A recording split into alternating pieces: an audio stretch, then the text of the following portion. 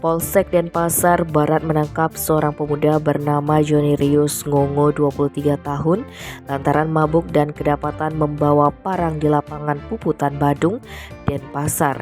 Kapolsek Denbar Kompol IGA Madiari Herawan menerangkan penangkapan ini bermula ketika Polsek Denpasar Barat melaksanakan patroli gabungan bersama instansi terkait seperti Pecalang dan Limas di lapangan Puputan Badung Minggu 28 Mei.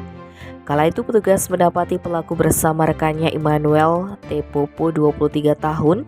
Kedua pemuda asal Sumba Barat Daya Nusa Tenggara Timur ini tampak sedang minum minuman keras. Ketika diberikan imbauan agar membubarkan diri, mereka tidak mengindahkan petugas.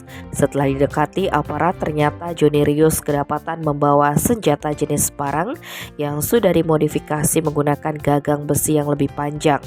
Pemuda yang bekerja sebagai buruh proyek itu berusaha menyembunyikannya lalu beranjak dari lokasi.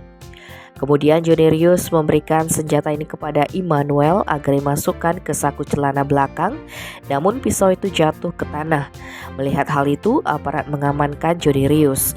Atas ulahnya itu, pemuda yang tinggal di Munggu, Badung itu disangkakan pasal 2 ayat 1 Undang-Undang Darurat Nomor 12 Tahun 1951 tentang senjata tajam dengan ancaman pidana penjara paling lama 10 tahun. Tim Bali Express melaporkan.